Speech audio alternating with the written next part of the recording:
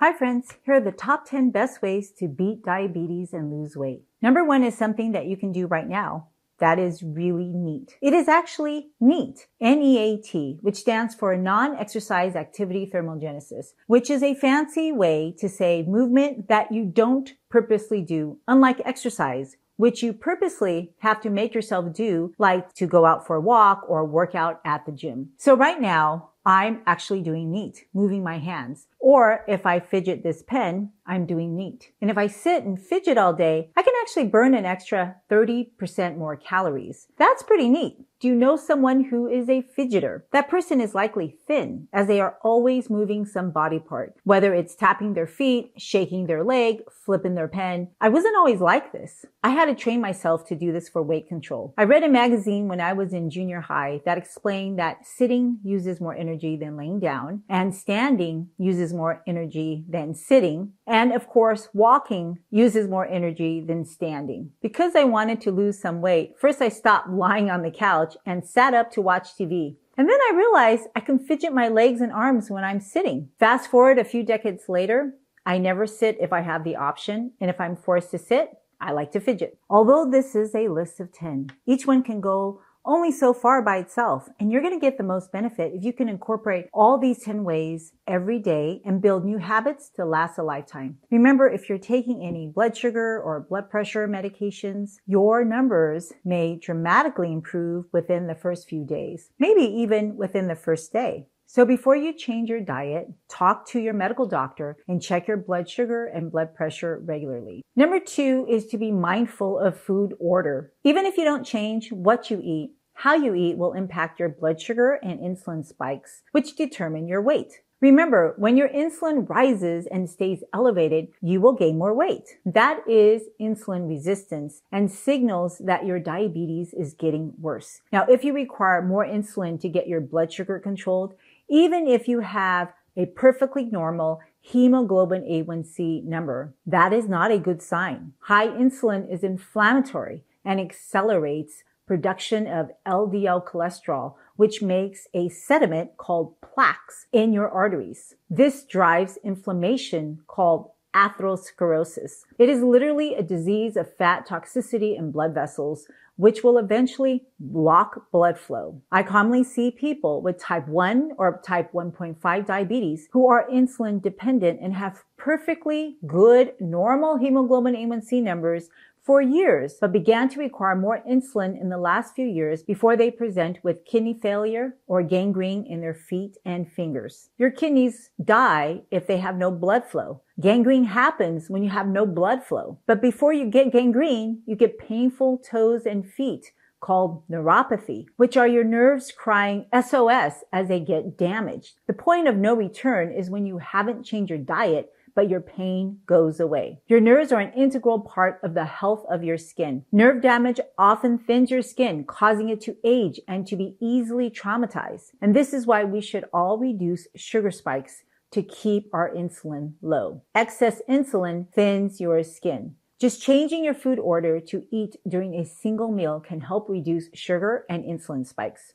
For instance, let's say you have a salad, steak, and white rice for dinner. If you eat your rice first, you will break down the white rice starch pretty quickly into glucose to spike your blood sugars. Starch begins to digest in your mouth because your saliva has an enzyme called amylase that breaks apart amylose, the sugary starch in rice and breads responsible for sugar and insulin spikes. Amylose is literally long chains of glucose. My son loves broken rice, which is worse for blood sugar control since there's more surface area exposed for amylase to quickly convert amylose into glucose. That is why white rice spikes your blood sugar higher than table sugar. Remember, table sugar is 50% fructose, which is not directly measured on your glucose meter. Now, if you eat gluten-free rice bread, that is even worse as rice flour is already ground down to a fine powder, increasing the surface area even more to digestive enzymes. Now, it may not look like that because the bread is solid, but all those air holes means the starch can be easily accessed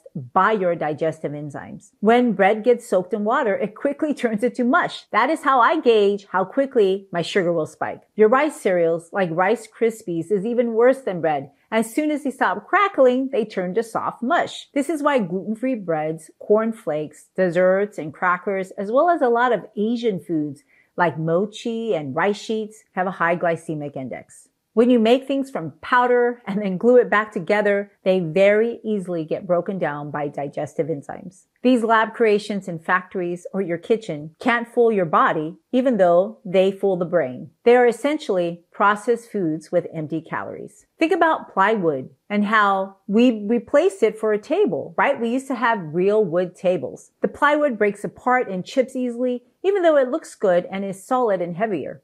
It's cheap quality. Processed foods is cheap quality. Many gourmet, expensive, gluten-free desserts and Asian foods are made of white rice, wheat, or corn powdered and then glued back together. And they are delicious and they look fabulous, but they are essentially expensive, tasty, gourmet junk food. Just by eating the leafy and non-starchy vegetables first, if they are larger than volume than your starchy dishes, you will delay the absorption of the starch and can even prevent some of that starch from being absorbed. And this is because you are literally putting up a physical barrier, literally leaves and compost in your stomach. It's like gathering a pile of leaves and hay on your lawn to lay on so that your back never touches the ground. If the food never touches the intestinal wall, it doesn't get absorbed. So the best food order is to always start with your most fibrous, least caloric foods to build a large fiber wall that slows digestion. There's another advantage of eating real food with fiber versus taking fiber supplements. Real food like whole plants also contain phytonutrients that further block digestive enzymes to slow digestion. Fiber supplements don't have that. In addition, when you eat real food with fiber, you're feeding your friends, your gut microbiome. And when your gut microbes eat a diversity of fiber with phytonutrients, they make anti-inflammatory energy molecules called butyrate that increases your insulin sensitivity and mitochondria health. Now that translates into lower blood sugars and elevated metabolism for you. It's a triple win for your body. Fiber additives, on the other hand, will change your gut microbiome in ways we have yet to discover. Number 3 is to be mindful of the volume of food you're eating. Most people count calories. I count cups. I need a lot of volume to get me full. And I make sure I have more non-starchy vegetables than starch and protein combined so that I don't gain weight. My non-starchy vegetables always outnumber all my other foods combined by at least a cup in volume. So that means I eat a cup more than the total of both my protein and starchy foods. So if I eat a cup of meat and a cup of potatoes, that is 2 cups of protein and starch together. Therefore, I will make sure that I eat at least 3 cups of a leafy green, non-starchy salad. Now, how does this work? Have you gone to the deli and ordered a sandwich? It is usually wrapped in a lot of paper to protect the sandwich. Now, let's say they ran out of paper and only half of the sandwich was wrapped. And let's say that sandwich isn't for you. You're bringing it home for your son. How are you going to carry that half-naked sandwich without spilling it in your car? You're probably tempted to eat half of it. Likewise, if your salad is so much smaller than your main dish of meat and carbohydrates, then it's not going to protect your food from your digestive enzymes. So your salad is literally wrapping your food, making it harder for the digestive enzymes to reach the meat and carbohydrates. Remember, the quicker the absorption of foods, the higher your insulin spikes to cause you to gain weight. Both protein and sugar can cause your pancreas to release insulin. Now, I figured this out as a teenager through trial and error, and I have always used the salad technique to help me lose weight and maintain my weight for decades. Every time I found that my pants were getting tight, I just ate more salad before my main dishes, and my belly shrinks and the visceral fat just melts away. And yet I don't feel hungry because I have so much volume. I haven't removed anything. I haven't deprived myself of food. I've just added extra. Number 4 is my chew test. If you don't need to chew the food you are eating, then you should avoid it and find food that requires chewing. When you chew, spend a longer time chewing each bite. The process of chewing is not just to prevent choking, although that's important. When you chew your food longer, you actually get less hungry by promoting satiety hormones. It has been shown that if you chew your food 40 times before you swallow, you can feel full for an extra 30 minutes, which is incredible considering that all you're doing is chewing. Hence, you end up eating less food. And that's why chewing gum can delay hunger. Now, I used to chew a lot of gum, but I had to quit because I got painful TMJ during my meal times while I was trying to chew my food. Foods that don't require chewing won't make you full, and hence people can easily actually overdrink those calories by coffee blends, juices, soda, ice cream, and protein shakes. Of course, if you limit those calories, you can lose weight eating those foods if you count your calories.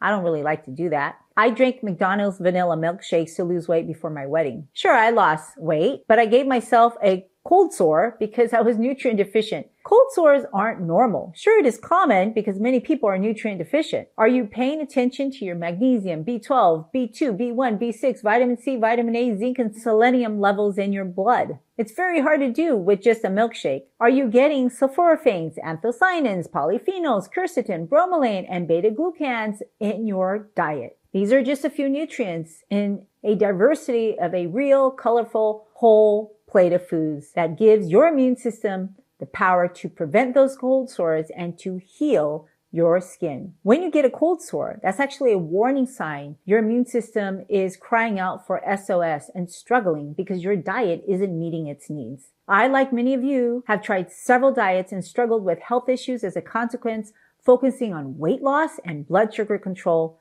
instead of my health. Allergies, eczema, rashes, hives, gestational diabetes, cold sores, shingles, yo-yoing weight, chronic fatigue are what I used to struggle with until I fixed my diet and focused on health. And technically, you can do any diet to lose weight and lower your blood sugar, but you may lose your health in the process. But if you seek health, the extra weight comes off, the sugar gets controlled, and you get side benefits of reducing inflammation and boosting your immunity. Number 5 is to be mindful of the amount of colorful vegetables on your plate. Many people consider potatoes to be a vegetable, but they are not really colorful. Sulforaphanes, anthocyanins, quercetin, bromelain, beta-glucans are not found in animals. These are powerful antioxidant, DNA-protecting molecules only found in plants and mushrooms. These phytonutrients may not be essential to survive, but they are essential to thrive. However, there are other essential nutrients that you will be missing if you don't eat plants. For example, when you eat green leaves, you're actually eating magnesium, important for over 300 enzymatic reactions that are necessary for life.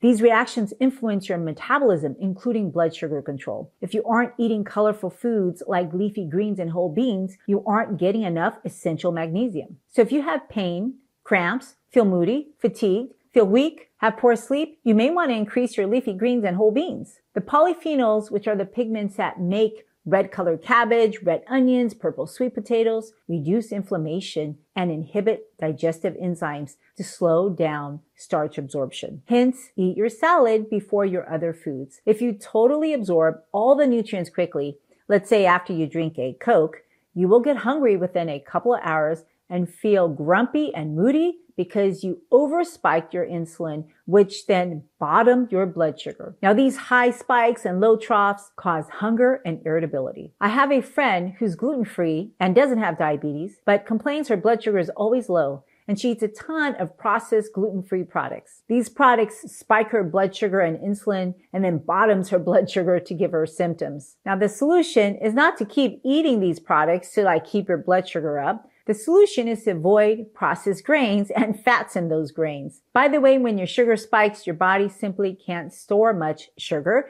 so excess sugar is stored as fat unless you are working it off. Now, the excess is not counted after 24 hours. Excess is in real time, and if within that hour you aren't using that sugar, it is getting converted into fat. This is a natural and adaptive response because in nature, sugary foods prepare animals for times of famine. Think of a bear and how it binges on blueberries and salmon right before winter with no food around. So they're preparing to hibernate. I mentioned earlier that protein also stimulates insulin, and fish actually causes the highest insulin spikes when compared to other animal proteins. The combination of fish protein and sugar helps bears pack on fat fast for winter because they become insulin resistant. The reality is you would never be able to eat that much real berries like a bear, as you would get so full after a couple of cups due to its high fiber, and then your sore teeth will make it quit because it has a ton of vitamin C. I have tried because I love to eat whole fruit, and you just can't overeat fruit. You just won't feel well. So therefore, number 6, eat more whole fruit. I've always used them to help me lose weight as they are rich in water, high in fiber, and low in sugar. And they're going to fill you up so that it crowds out other junky foods that you may want to eat. Now, many studies have shown eating fruit improves insulin sensitivity. And you may be afraid to eat fruit because your blood sugar will spike. And yes, they may spike in the short term, but in the long term, they will improve. So if you find that it spikes, you can always eat your non-starchy vegetables first before you eat your fruit to buffer this until you get more insulin sensitive. So here is where it's important to really understand the difference between high blood sugar and insulin resistance. If you lower your blood sugar, you may not be reversing your insulin resistance. However, if you reverse your insulin resistance, you will naturally have better blood sugars. Now, I'm sure people have told you high blood sugar causes insulin resistance, and they are partially correct because high blood sugar causes your blood to have more fat, triglycerides, which is a saturated fat, and saturated fat causes insulin resistance. So you can either make fat or you can eat fat to get more insulin resistant. Now, if you eliminate all your carbohydrates in your diet, you're never going to know if you have insulin resistance because you need to be challenged by carbohydrates to see how much insulin you need to take care of that carbohydrate. That is a glucose tolerance test, which is given to all pregnant patients because the stakes are pretty high if we get that wrong. This is how we diagnose gestational diabetes. As a reminder, there are 2 types of fuel your body uses, sugar and fat. Sugar is preferred and gives you quick energy. That's why athletes load up with carbs. Fat is an energy savings account and is used when sugar is not available. And this is why you have body fat in case we go through another Great Depression. It's sort of like carrying cash in your wallet versus keeping money in the bank. Now, when you're at the checkout, sugar is a cash that you can easily, immediately hand to the cashier. But fat is inconvenient and you have to go withdraw that from your fat bank. Just like money, you have to actively deposit and save saturated fats. And they have to be saved in the right places, in the fat tissue. But the problem is saturated fats can't just go directly into fat cells. They actually have to pass muscle and liver cells to get to their destination. But they are toxic to muscle and liver cells. And we know this because when we give people fatty acids, these people's liver enzymes can skyrocket, telling us there is liver damage. Scientists have also infused saturated fats and has shown that it marbleizes muscle tissues in humans. This is not good. This means that the person is getting insulin resistant. So if you're eating marbleized meats, that cow has insulin resistance. Saturated fat can also harm the pancreas, inhibiting it to secrete insulin, which leads to insulin-dependent diabetes. Imagine if you won a jackpot of coins. However, you accidentally spilled the coins down the toilet, and now your drain is clogged. You see how something that seems so good can end up being so bad. Obviously, you're going to close the lid to tell people not to use the toilet. Similarly, fat turns off your sugar metabolism and wants to guarantee it is shut off by making you insulin resistant. That's what happens when you have saturated fat inside your vessels. And whether you are eating saturated fat from red meat or other animals or butter, or your body makes that saturated fat from excess calories from your proteins and your carbs, or you're actually eating fat directly like oils, the same result happens when you have excess saturated fat in your blood. This is why people who eat a high-fat, low-carb, or ketogenic diets will get more and more insulin resistant. And when they first go back to eating carbohydrates, they will see a huge spike in their blood sugar. Remember, you don't have to have sugar to get cardiovascular disease. And if you avoid carbs, you can still get lipotoxicity, dyslipidemia, and inflammation separately. But of course, eating the standard American diet just gets you there faster. And this is why I'm not a fan of these diets, but recognize people see many short-term benefits. And if I had to choose between getting a sugar metabolism disease or a fat metabolism disease, I would actually choose a fat metabolism disease. And this is because people with sugar metabolism problems suffer for decades, whereas people with fat metabolism problems just kind of go pretty quickly. And I know this goes against a lot of the diet conversations on the internet. Insulin is a great example of the difference between survival and longevity. So let's go back in history to 1921, the year insulin was discovered.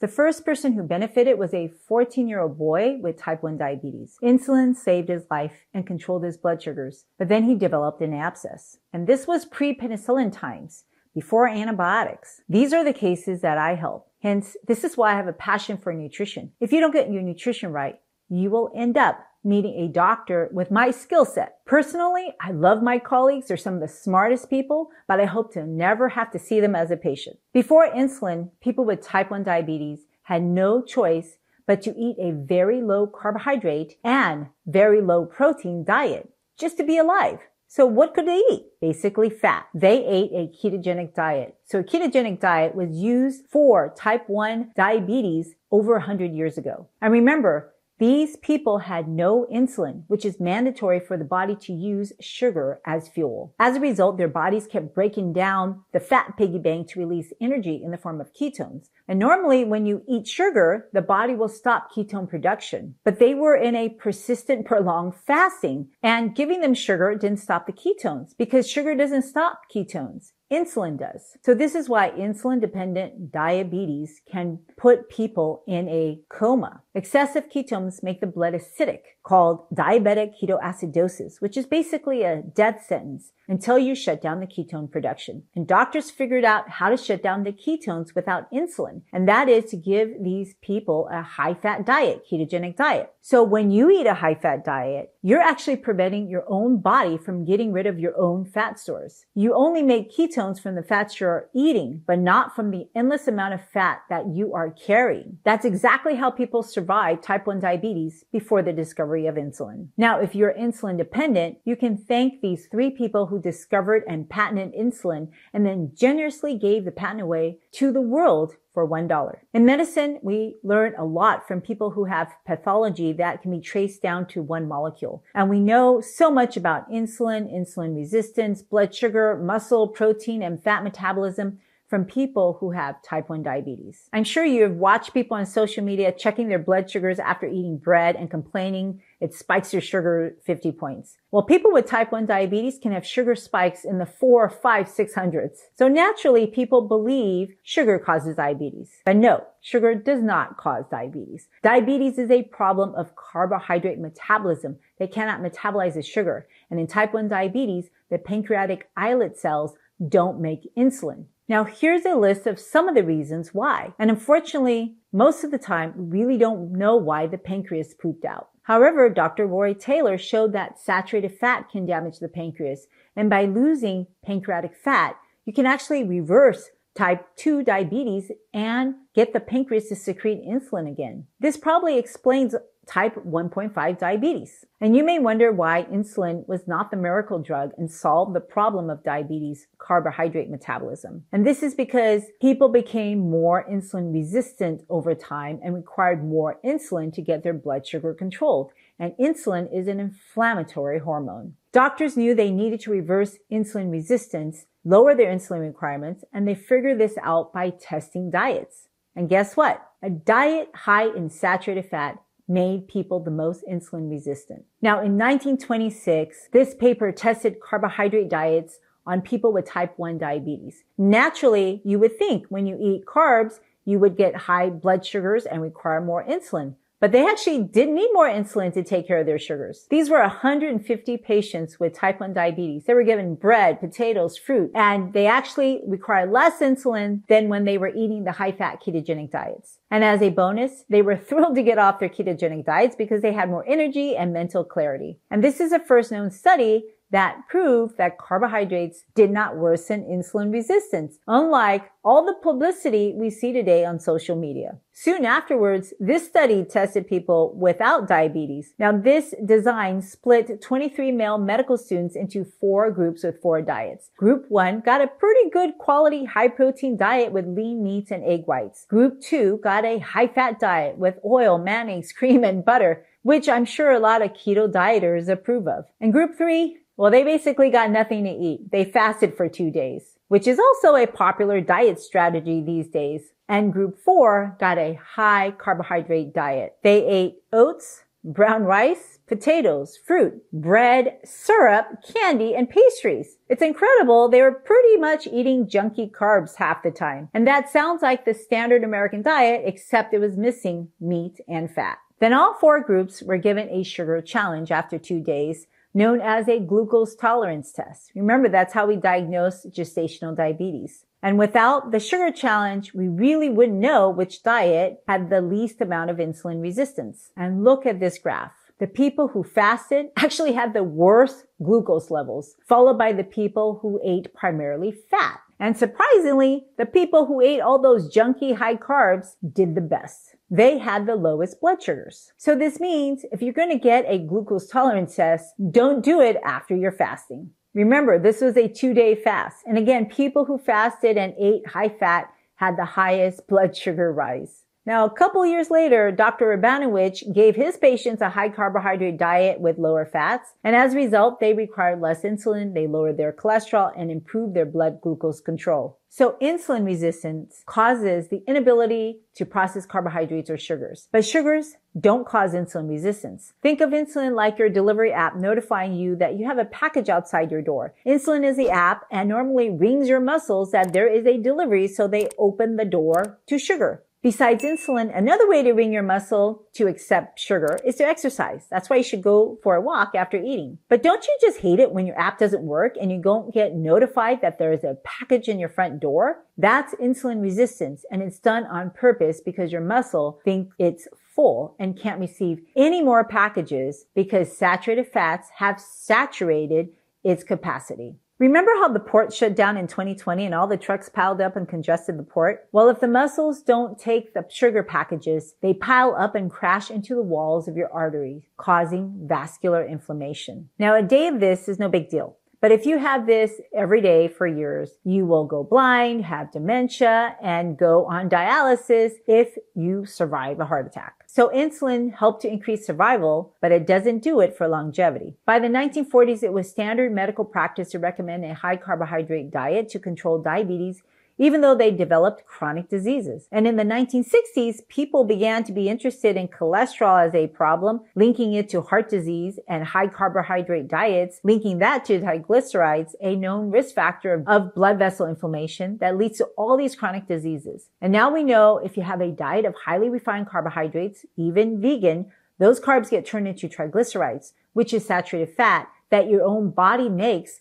congesting your liver and muscle cells. And this is what gives you insulin resistance. So instead of recommending that people improve the quality of their carbohydrates, the American Diabetic Association began to make recommendations targeting hemoglobin A1C and LDL cholesterol levels. And we know how that went. And this is now how all the crazy diet wars began. Remember the low-fat diet recommendations? Now, obviously, candy and white bread is not like a bowl of beans. They don't taste the same, nor do they act the same in your body, even though they are both grouped as high carbohydrate-rich foods. Sugary bakery items are hyper-palatable processed carbs, triggering hormones of desire like dopamine and causing people to feel hungry. And they make triglycerides spike to promote insulin resistance when eaten in excess. Whereas when you eat a bowl of beans, it reduces insulin resistance, improves blood sugar, improves cholesterol, keeps you full longer, and lowers your blood sugar levels at the next meal. Now, this confusion still exists today, lumping inflammatory sugars and starches with anti-inflammatory whole plants that are rich in carbohydrates. And by the way, all fats are not equal. If you simply swap your saturated fat with monounsaturated fats, you can improve your insulin resistance. So by switching your butter to eat olive oil, you can actually lower your insulin resistance. But even plant oils can elevate Lp(a), a bad cholesterol marker that I thought was primarily genetically determined. So you don't want to overeat plant oils either. And the best way to address it if you want to go all the way is to eat a low-fat, whole food, plant-based diet. But I understand that's really hard for people to do. But again, people who eat high meat and fat, they just increase your risk of developing diabetes. Remember, don't chase blood sugar. It's the insulin resistance as a problem.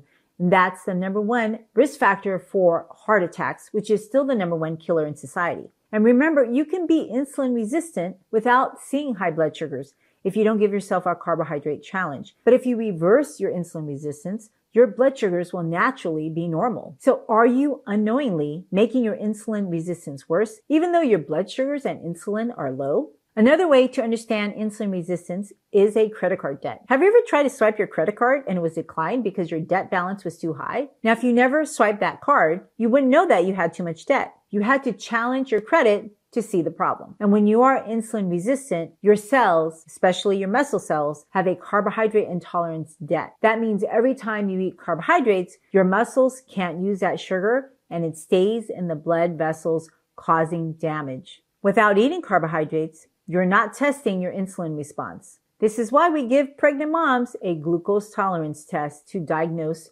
gestational diabetes. Now, I had gestational diabetes, which meant that my newborn would be at higher risk for complications if I didn't get my blood sugar controlled. And that's when I took a deep dive into the metabolism of glucose and rapidly 180 my diet, and I poked myself probably like 20 times daily to make sure that my glucose was pristine. So the day I found out, I immediately had a short-term plan and a long-term plan, because those who get gestational diabetes are at higher risk of getting diabetes after the pregnancy. And the tips that we talked about really gives you immediate results. But if you do it daily, the benefits are additive and can help you with your long-term goals of reversing insulin resistance. So if you want to reverse your insulin resistance today, then do number 7, change some of your animal protein to plant protein.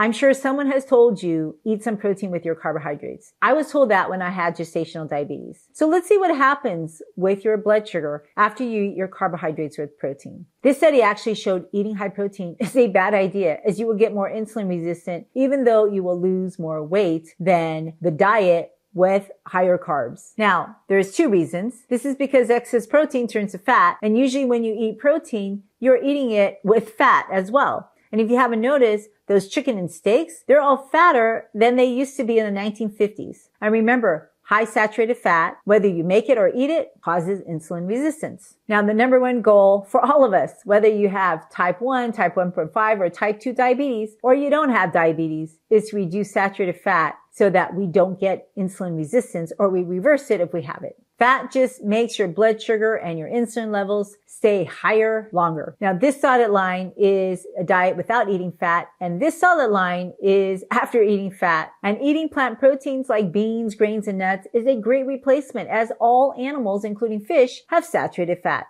Even eating lean chicken breast is 18% saturated fat. Even if you don't eat carbs to see the high blood sugar, you can still increase your risk for heart disease. But when you eat real plants and not chemical extracts from plants like sugar or flour, you can get other beneficial anti-inflammatory protective ingredients like fiber, especially soluble fiber, that makes a gel matrix to trap those saturated fats from getting absorbed. And if you can't absorb the calories, they simply get pooped out down your toilet. This will improve your insulin resistance. Some people actually have gastric tubes inserted in them, like a spigot, to drain out the food to prevent absorption. This is actually an improved FDA weight loss therapy. It's a device called the Aspire device, in which gastroenterologists, they insert a reverse feeding tube. And if you've ever had a malfunctioning feeding tube, you know it's pretty messy and will cause a painful chemical dermatitis around the G-tube site. Why go through such a painful procedure, possibly with complications, changing your anatomy? Why have someone put a hole in your stomach to collect stomach poop after every meal? If you eat all natural real food with fiber, it's a lot less messy and it's so much more enjoyable. Now, when you keep your food whole, let's say a handful of nuts, you're probably only absorbing 60% of those calories due to its high fiber content, and it also keeps you full and satisfied longer. But when you eat processed carbohydrates, which is usually packed with saturated fats, you're probably going to absorb all those nutrients, and then you'll get hungry faster. So eating fibrous whole foods actually gives you volume, which is advantageous if you want to lose weight and control your blood sugars. Now, nuts, unlike land animals, also have unsaturated fats to help prevent and reverse insulin resistance. And remember, nuts will make you chew more. And when you chew, you get full and stay full longer. Now, there are many ways to remove saturated fat, and you can do it by giving up sugar or refined carbohydrates because, remember, they become saturated fat in your blood when eaten in excess. And this is why people who eat a low-carb diet see a dramatic improvement because they're simply eating less calories. So they see a reversal of fatty liver, an improvement of insulin resistance when they remove excess processed sugars and starches that are increasing their saturated fat. You can also use up that sugar with movement. Remember, NEAT movement, as I described earlier, or you can actually purposely exercise, like going out to take a walk. And if you lose weight, you will also lose some of that fat in your liver and muscle, causing an improvement in your insulin resistance. And you can also do this by time-restricted eating or intermittent fasting, because when you don't eat, you're going to burn fat. However, all these things, if not done right, can have negative health consequences. For example, many people get super excited when they decide to exercise. My friend enrolled herself in boot camp. A couple of weeks later, she tore her knee meniscus and couldn't walk for 2 months. Do you know the risks of your diet? There is no perfect diet. All diets have risks, and they all have their own nutritional deficiencies requiring supplements. And this is why I'm trying to help you learn root causes. And I know these risks because I see the long-term complications that come with poorly designed diets, especially when they're not supplemented properly. And many people on the internet, they don't have a privilege of seeing these complications, which gives me a wide-angle view of insight. So here's another problem people are ignoring. This problem shows that there are 6 ways to get to a heart attack or kidney failure or gangrene. If you have insulin resistance and high blood sugars, you'll get all 6 ways pretty fast. But each of them can be by themselves a risk factor to the same endpoint. So if your diet causes you high triglycerides or high free fatty acids without high blood sugars, you are also at higher risk too. And if you have high LDL cholesterol, you are at higher risk too. It is actually not the greatest marker. A better marker would be ApoB cholesterol. Have you had your ApoB cholesterol checked? Did you know that eating a high saturated fat diet within an hour of eating that meal impairs your nitric oxide production to cause your blood vessels to constrict, which leads to high blood pressure or hypertension? Now, each of these themselves can cause a heart attack. You just get there faster if you have insulin resistance. So literally, having insulin resistance increases your mortality, even with normal blood sugar levels. And obviously, if you don't eat any carbohydrates, you'll never see that insulin resistance portrayed as elevated blood sugars because you aren't challenging your body with carbohydrates. But if you are insulin dependent and you're requiring more insulin, you have insulin resistance. And whether you are eating a lot of fat in your diet or eating excess calories in the form of sugar, protein, or fat, or maybe alcohol, either way can lead you to becoming more insulin resistant faster, giving you the and complications accumulating in blood flow problems. Remember, all calories are toxic in excess and they will all be changed to fat. Saturated fat in the blood, no matter if you eat it or when your body makes it, is toxic to your muscle and liver in excess. Number 8 is to be mindful of your body's biological clock called the circadian rhythm. Many studies have shown that people are more insulin sensitive and process blood sugars most efficiently in the morning. This is why night shift workers eating at night is so bad. So this means you will need less insulin in the morning to take care of the same amount of food that you eat in the evening, and even worse if you're eating it at night. In other words, it's like driving to work. When you rather miss traffic to save gas, timing is everything. So if you change nothing on your plate, simply by changing the time of day you eat your heaviest meal can help you efficiently lose more weight and become more insulin sensitive. And by the way, many people also find that their sleep improves because the food influences your other hormones. So people who eat early have a higher morning stress hormone called cortisol, which gives you like a perk of energy during the day. They also have lower evening cortisol to calm them down before bedtime. And number 9 is to practice time-restricted eating when you do eat. And this is because when you fast,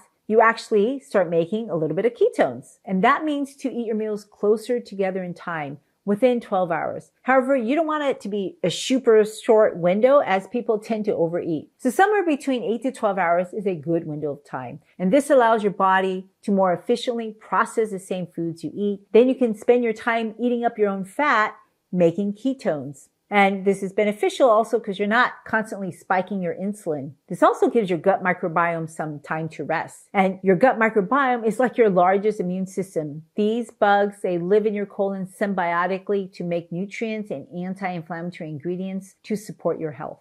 This is literally your own garden, and keeping it thriving, nourishing it with water and fiber is really going to be beneficial for your health as well as their health. But if you over-fertilize your garden and you keep giving it food, you can kill it like your plants. And number 10, when you eat, actually after you eat, you should move. Now, when I had gestational diabetes, I just went outside after every meal to walk for 30 minutes to an hour. And I just called my friend to chat. But as I got bigger later in pregnancy, it was really hard to walk. But I still wanted to get really good blood sugars. So I basically laid on the couch and I started doing leg lifts and arm circles, just moving my body any which way, just big, large groups of muscles. They help me to maintain my blood sugar, maintain my weight, and to help me keep my insulin resistance at bay. So you physically don't literally have to go anywhere. You can maybe just do some squats, get up and down from your chair, march in place, or even use a hand grip while you're watching YouTube. And you will notice improvements in your blood sugar, in your weight, in your insulin resistance,